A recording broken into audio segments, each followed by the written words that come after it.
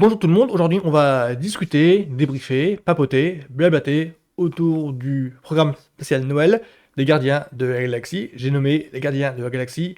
Joyeuses fêtes!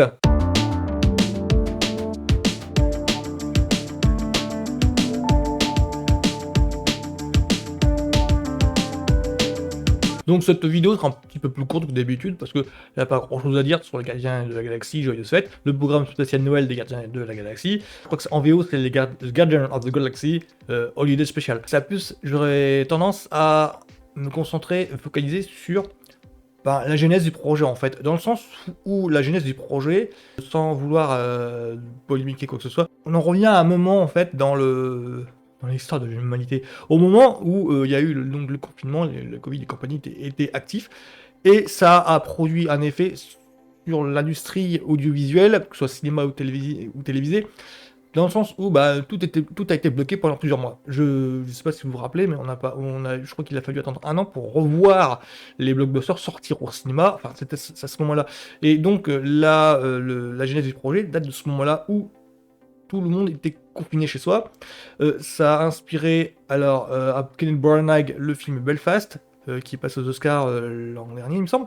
Et donc pour les Gardiens de la Galaxie, pour James Gunn, ça a inspiré le fait de faire, pour s'occuper l'esprit, il a imaginé cette aventure entre deux films. C'est-à-dire que les Gardiens de la Galaxie Holiday Special, ça se déroule entre le 2 et le 3. Le titre original a comme référence alors là, ça me ramène du côté de l'autre franchise de SF, Star Wars. En 78, il y a eu un téléfilm qui est sorti à la télévision. Je ne plaisante pas. Les fans de Star Wars le savent. Hein. Et en 78 est sorti un téléfilm Star Wars Holiday Special. En français, ça a été traduit par au temps de la guerre des étoiles. Je ne dégrade toujours pas. Et c'est passé en français. Je crois que vous trouvez des vidéos sur Dailymotion et YouTube. On voit les extraits en français de ce téléfilm-là. Donc, ce téléfilm-là a été... je ne sais pas si c'était initié par Lucas ou par une chaîne télé. C'était en 78. C'était donc un an et demi après le premier film qui a déclenché un phénomène de société, mais rarement vu. Et 2 ans avant l'Empire contre-attaque, je pense que ce qui s'est passé, c'est qu'en fait, il y avait une demande de contenu Star Wars d'un côté, genre le public voulait avoir la suite. Et de l'autre côté, il y avait la pré-production de l'Empire contre-attaque qui tardait à venir, qui tardait vraiment à s'enclencher. On était au moment où il fallait attendre 3-4 ans entre chaque film. Et dans ce téléfilm-là, on voit juste une intrigue un petit peu bidon, prétexte, pour mettre en scène les personnages de la Guerre des Étoiles. On voit donc Luke Skywalker, joué par Mark Hamill, on voit Leia, jouée par Carrie Fisher, on voit Harrison Ford, qui joue Han Solo. On voit les personnages interprétés par les mêmes acteurs dans ce programme, dans ce téléfilm spécial. Dans une intrigue un petit peu, justement, un petit peu concon. On voit je crois qu'on voit les Wookiees qui fêtent Noël, il me semble, enfin un truc dans le genre là. Donc on voit en fait les Wookiees qui essayent de s'organiser pour fêter les fêtes de fin d'année. Donc ce téléfilm là, ça donne des idées à James Gunn, enfin dans le sens où ça donne des idées d'un programme spécial Noël, avec donc un fil rouge prétexte pour mettre en scène les personnages. Là, le fil rouge en question, c'est juste les amis, les gardiens de la galaxie. Le groupe, en fait, il y en a 2 qui décident de faire plaisir à Star-Lord en lui faisant un cadeau. Et donc, c'est cette quête pour eux du cadeau qui va déclencher toute l'aventure. Donc, je ne spoil pas parce que dans la bande-annonce, on voit qu'est-ce que c'est. C'est qu'en grosso modo, c'est enlever un être humain de la Terre. Ça déclenche évidemment tout un enchaînement de circonstances qui prête à sourire ou pas, enfin suivant l'humeur que vous avez. C'est un programme spécial, c'est vraiment le truc prétexte entre 2 films gardiens, parce que le Gardien de la Galaxie, l'officiel, va sortir au mois de juin-juillet, il me semble, enfin pour cet été. Donc le téléfilm en question, ça se l'a gentiment gardé, enfin moi je veux pas de grief spécial, c'est que oui c'est artificiel, c'est totalement, je dirais pas inutile, mais parce qu'il y a quand même 2 ou 3 points qui vont sourire. Dans le sens où il y a un ou deux moments qui sont entre guillemets dessins animés, je veux pas spoiler, mais qui sont intrigants.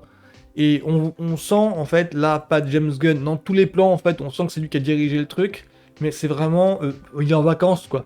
Il est en vacances, on sent que c'est pour le plaisir, quoi. C'est vraiment pour le fun qui fait ça, pas pour autre chose. Donc, évidemment, les détracteurs vont trouver ça inutile.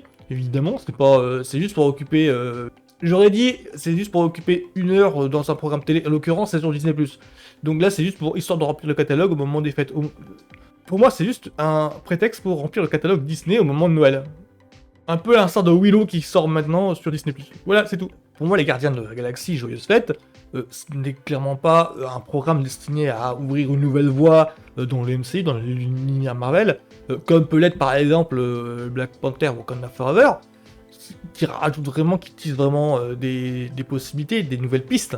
Là, ce n'est pas vrai, on n'est clairement pas dans cette optique-là. Avec les Gardiens de la Galaxie, Joyeuse Fête, on est plus proche d'un d'un contenu destiné à remplir le site de streaming Disney+. En cette période de fin d'année, je crois qu'on est plus proche de ce qui s'est passé avec de ce qui se passe en ce moment avec Willow par exemple. Donc le Gardien de la Galaxie, Joyeuse Fête, j'ai pas totalement accroché, mais j'ai pas totalement envie de le bâcher non plus parce que ça se veut léger, ça se veut une petite friandise, voilà, c'est juste le programme qu'on se met en arrière-plan, en fond de la pièce, pendant qu'on prépare le repas familial pendant les fêtes de Noël, c'est tout.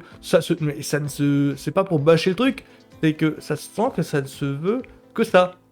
C'est pas un mal, hein, c'est juste un programme spécial qu'on regarde en famille, avec les personnages qui nous sont familiers des films. Parce que là, on retrouve tout le monde, hein. On retrouve Star-Lord, on retrouve Nebula, on retrouve Rocket Raccoon, Groot, avec le même personnage. On est même. C'est pour ça que quand je vous parlais de Star Wars ou idée spéciale autant des cartes étoiles, on est vraiment dans cette optique-là de proposer juste un programme destiné à se réunir autour de la télévision. Là, en l'occurrence, c'est vraiment le site de streaming. Donc, Gardien de la Galaxie, Joyeuse Fête. Pour moi, c'est pas que je vous conseillerais, c'est que ça peut se tenter, on va dire. Si on est fan de Marvel, ouais, ça se tente. Après, si on n'est pas fan de Marvel, vaut mieux voir autre chose, évidemment. Mais si on est fan de Marvel, son humour bas du front, ça se tente, c'est sympa, c'est agréable. C'est simplement qu'il faut pas attendre plus que ça. Voilà. Donc, la semaine prochaine, je vous parlerai d'une autre série. Donc, cheers tout le monde!